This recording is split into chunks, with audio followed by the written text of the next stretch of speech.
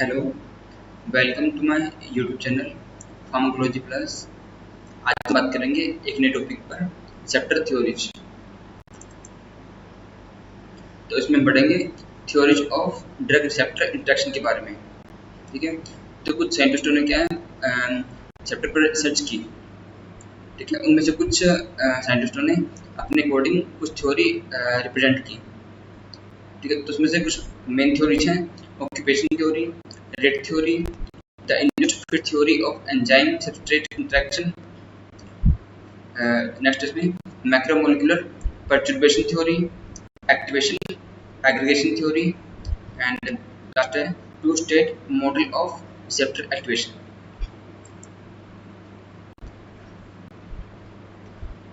तो इसमें पहली थ्योरी है ऑक्यूपेशन थ्योरी। तो ये ऑक्यूपेशन थ्योरी किसने दी?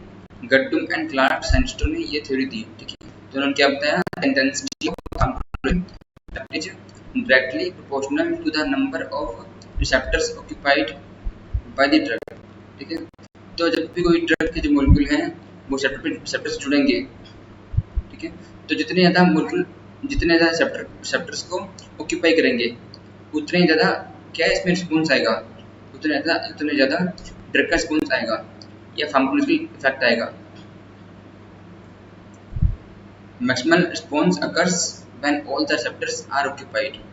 ठीक है, तो गट्टुम एंड क्लार्क के अकॉर्डिंग यदि कोई ड्रग्स के मॉलिक्यूल सभी रिसेप्टर को ऑक्यूपाई कर लेते हैं तो क्या होगा, उसमें मैक्सिमम रिस्पॉन्स शो होगा।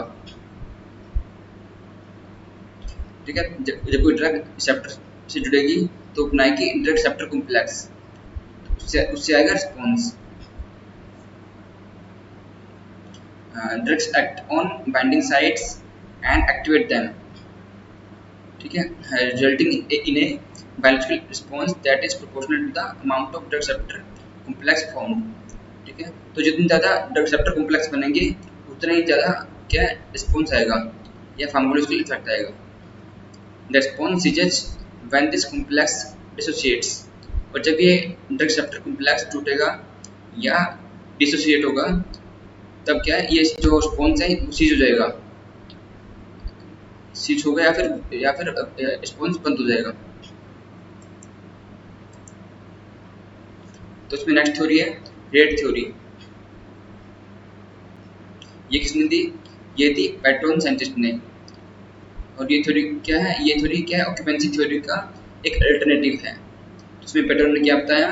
इसमें पैटर्न ने बताया कि जो भी रिसेप्टर एक्टिव होंगे, ठीक है, वो प्रोपोर्शनल होंगे किसके? जितने भी जो रिसेप्टर कॉम्प्लेक्स बनेंगे उसकी जो बनने की दर है, ठीक है, एक यूनिट टाइम में जितने रिसेप्टर कॉम्प्लेक्स बनेंगे उसी के रेशो में जो रिसेप्टर्स का एक्टिवेशन होगा via drug molecules. The response is proportional to the rate of drug receptor complex formation. Therefore, the rate theory suggests that the pharmacological activity is a function of the rate of association and dissociation of the drug with the receptor and not the number of occupied receptors। ठीक है, तो pattern ने बताया कि जो pharmacological activity होगी या response आएंगे वो क्या है, किसका फंक्शन, वो फंक्शन होंगे, वो जो फंक्शन होगा वो क्या होगा, किसका होगा? वो होंगे रेट ऑफ एसोसिएशन। जो ड्रग जो जुड़ेगी रिसेप्टर पे, जो ड्रग जिस रेट से जुड़ेगी और उस रिसेप्टर से अलग होगी या डिसोसिएट होगी, ठीक है, उसका फंक्शन होगा वो। And note the number of occupied receptors. जबकि जितने रिसेप्टर ऑक्यूपाइड हो रहे हैं वो उसके अकॉर्डिंग नहीं होगा।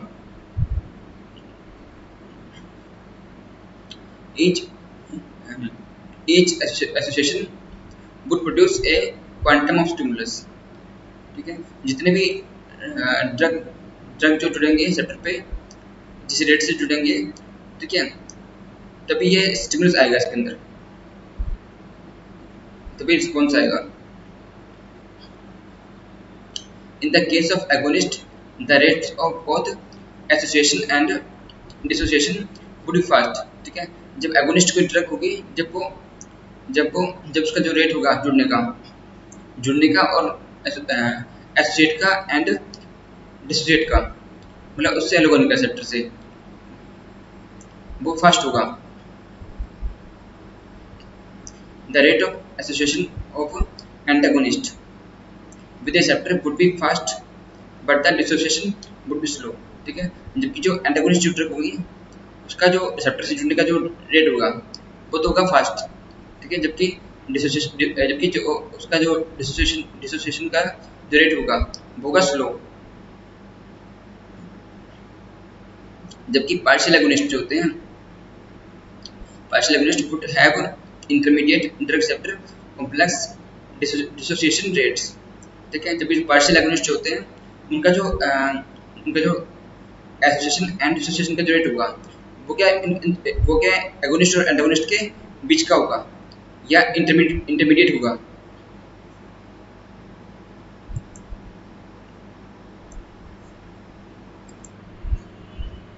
तो इसमें नेक्स्ट थ्योरी है द इंड्यूस्ड फिट थ्योरी। ये कब आई थी? ये आई थी 1958 में। तो थ्योरी किसने दी? ये थ्योरी थी कोस्टलैंड साइंटिस्ट ने।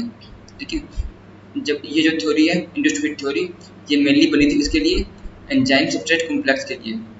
जब एंजाइम सब्सट्रेट से इंटरेक्शन करता है तो उसकी जो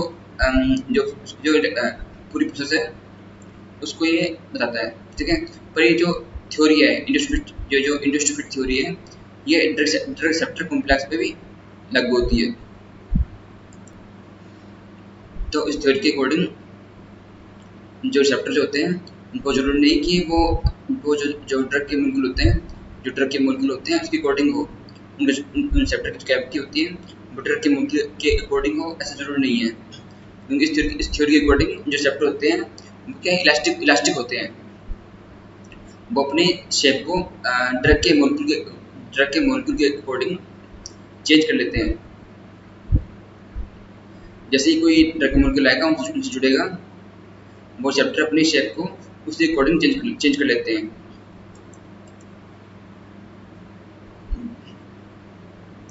The conformational change in the receptor could be responsible for the initiation of the biological response। ठीक है, तो जो चेंज होगा उसके अकॉर्डिंग क्या है रिस्पॉन्स आएगा। The receptor was suggested to be elastic and could return to its original conformation after the drug was released। जैसे ड्रग का मोलिक्यूल उस रिसेप्टर से रिलीज होगा वैसे वो जो रिसेप्टर है वो अपनी ओरिजिनल शेप में आ जाता है। The conformational change need not occur only in the receptor. The drug also could undergo deformation, even if this resulted in strain in the drug। ठीक है, तो इस थ्योरी के अकॉर्डिंग क्या है, जो रिसेप्टर जो है वो ओनली रिसेप्टर ही अपनी शेप में चेंज नहीं कर सकता, मतलब जो चेंज होगा सिर्फ वो खाली ओनली रिसेप्टर में ही नहीं होगा, वो ड्रग के मोलिक्यूल्स में भी हो सकता है due to strain in the drug molecule. According to this theory, an agonist would induce a conformational change and elicit response। ठीक है, an antagonist would bind without a conformational change। ठीक है, जो agonist होगा वो जब रिसेप्टर से जुड़ेगा तो रिसेप्टर क्या अपने आप में चेंज कर लेगा, अपने शेप में चेंज कर लेगा। ठीक है, जबकि जो एंटागोनिस्ट होगा वो जुड़ेगा उससे रिसेप्टर से, तो उसमें रिसेप्टर की शेप में कोई चेंज नहीं होगा। ठीक है, क्योंकि पार्शियल एगोनिस्ट जब जुड़ेगा इससे, ठीक है, तो पार्शियली उस रिसेप्टर की शेप में चेंज होगा। नेक्स्ट थ्योरी है मैक्रोमोलेक्यूल परटर्बेशन थ्योरी। ये थ्योरी किसने दी? वैल्यू साइंटिस्ट ने। ठीक है, अभी थ्योरी जो है ये इंड्यूस्ड फिट थ्योरी के सिमिलर है, पर इसमें डिफरेंस क्या है? इसमें हम जो ये जो थ्योरी है इसमें जो ड्रग रिसेप्टर कॉम्प्लेक्स ड्रग जो उसमें ड्रग रिसेप्टर जो इंटरेक्शन जो होते हैं, ठीक है, इसमें हम मैक्रोमोलेक्यूल्स जो होते हैं जैसे प्रोटीन्स, कार्बोहाइड्रेट्स, जो बड़े मोलेक्यूल्स हैं, जो इस सेल्स में बड़े मोलेक्यूल्स हैं, वो रिसेप्टर से कैसे इंटरेक्शन करते हैं और कैसे रिस्पॉन्स प्रोड्यूस करते हैं, ठीक है, उसकी स्टडी हम इसमें करते हैं। तो इसमें वैल्यू ने बताया कि जो ड्रग रिसेप्टर इंटरेक्शन जो होते हैं वो दो तरह से होते हैं। मैक्रोमोलिकुलर परटर्बेशन जो है दो तरह से होता है। इसमें फर्स्ट है a specific conformational perturbation makes possible the binding of certain molecules that produce a biological response. जब कोई मैक्रोमोलिक्यूल्स रिसेप्टर से जुड़ेगा तो उसमें जो रिसेप्टर में जो चेंज होगा, रिसेप्टर की जो कन्फर्मेशन में चेंज होगा, तो वो कौन करेगा? वो करेगा एगोनिस्ट, या बोल सकते हैं एगोनिस्ट जो ड्रग होती है वो रिसेप्टर के कन्फर्मेशन में चेंज करेगा इस थ्योरी के अकॉर्डिंग। ठीक है, जबकि a non specific conformational perturbation accommodates other types of molecules that do not elicit response। जबकि जो एंटागोनिस्ट होते हैं वो क्या नॉन स्पेसिफिक चेंज करेंगे किसमें? रिसेप्टर की शेप के अंदर। If the drug contributes to both macromolecular perturbation a mixture of two complexes will result. ठीक है, जबकि जो पार्शियल एगोनिस्ट जो ड्रग होती है वो क्या दोनों तरह के चेंज लेके आएगी रिसेप्टर में, स्पेसिफिक कन्फर्मेशनल चेंज भी लाएगी और नॉन स्पेसिफिक कन्फर्मेशनल चेंज भी लाएगी। ठीक है, अब ये थ्योरी जो है ये जो थ्योरी है वो ड्रग की जो फिजियोकेमिकल जो स्टडी है उसके लिए हेल्पफुल है, पर ये theory but does not address the concept of inverse agonism. पर ये जो थ्योरी है इनवर्स एगोनिज्म को एक्सप्लेन नहीं करती।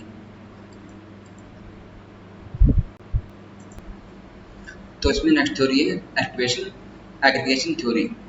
तो थ्योरी किसने दी? थ्योरी दी Monod, Wyman and Changeux and Karlin सैंटिस्टो ने इन द ईयर 1965 एंड 1967 में। ठीक है, तो इनके according in the absence of drugs, ठीक है, ड्रग की एब्सेंस में जो रिसेप्टर जो होते हैं वो क्या है टू स्टेट में डायनेमिकली इक्विलिब्रियम में रहते हैं। तो टू फॉर्म कौन सी है? Activated form R0 and inactive form T0।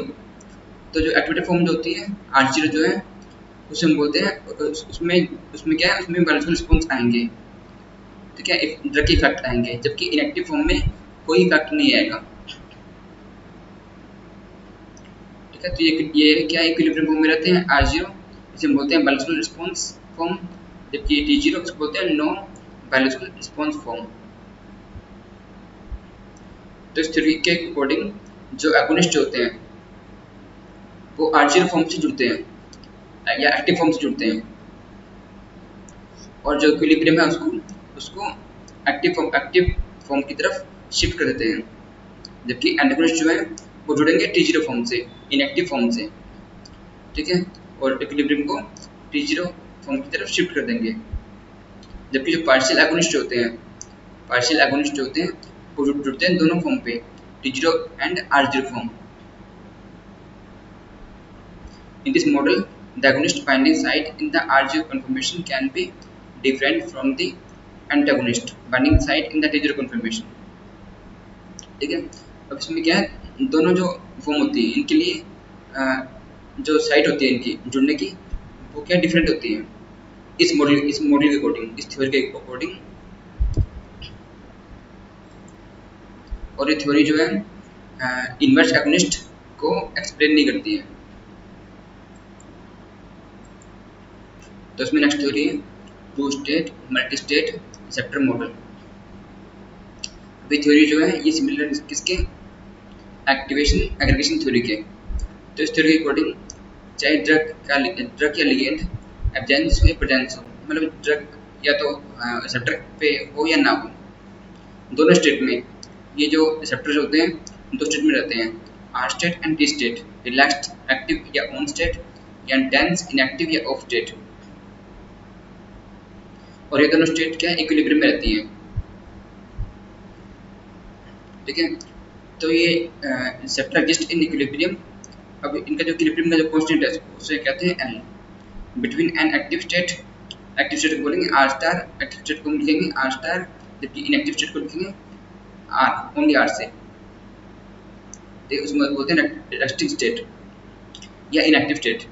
ठीक है, तो एक्टिव स्टेट में तो बायोलॉजिकल रिस्पॉन्स आएंगे, जबकि इनएक्टिव स्टेट में या रेस्टिंग स्टेट में बायोलॉजिकल रिस्पॉन्स नहीं आएंगे। In the absence of natural ligand or agonist, the equilibrium between R star and R defines the basal activity of the receptor. तो इसमें ड्रग की एब्सेंस में या लिगेंड की एब्सेंस में जो आर एंड आर स्टार जो स्टेट है, ये क्या है, इक्विलिब्रियम में रहेगी और ये रिसेप्टर की जो बेसल एक्टिविटी है उसको बताएगी। A drug can bind to one or both of these conformational states। ठीक है, अब ये ड्रग जो है दोनों स्टेट से जुड़ सकती हैं, आर से भी एंड आर स्टार से भी, according to equilibrium constant Kd and K star D for formation of the drug receptor complex with the suggesting Dr and active Dr star states respectively। ठीक है, अब एक तो इसमें Kd क्या है, ये क्या कांस्टेंट है इसमें, जब ये Dr जो कॉम्प्लेक्स बनेगा, ठीक है,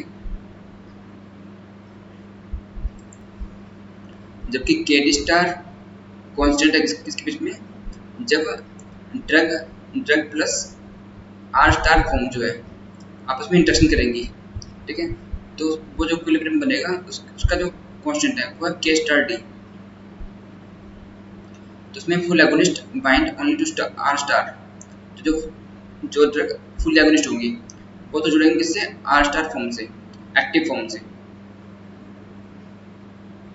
जबकि partial agonist bind preferential to R star, जबकि जो पार्शियल एगोनिस्ट होगा इस थ्योरी अकॉर्डिंग वो जुड़ेगा आर स्टार से, मतलब जो इसमें आर स्टार जो स्टेट है उससे जुड़ेगा mainly. While full inverse agonist bind only to R, जबकि जो फुल इनवर्स एगोनिस्ट होगा वो जुड़ेगा ओनली आर फॉर्म से, एक्टिव फॉर्म से। ठीक है, आर स्टार था इनएक्टिव फॉर्म, क्योंकि partial inverse agonist bind preferentially to R. ठीक है, जो उसमें पार्शियल इनवर्स एगोनिस्ट है वो जुड़ेगा ओनली आर से, प्रेफरेंशियली मतलब मेन रूप से आर से जुड़ेगा, आर से कनेक्ट होगा, जबकि antagonist have equal affinities for both R and R star, जबकि एंटागोनिस्ट जो है उसकी जो एफिनिटी होगी वो दोनों से होगी, आर फॉर्म से भी और आर स्टार फॉर्म से भी, इनएक्टिव फॉर्म से भी और एक्टिव फॉर्म से भी। ठीक है, तो इससे क्या है, कोई इफेक्ट नहीं आएगा, no effect on basal activity. Thanks for watching.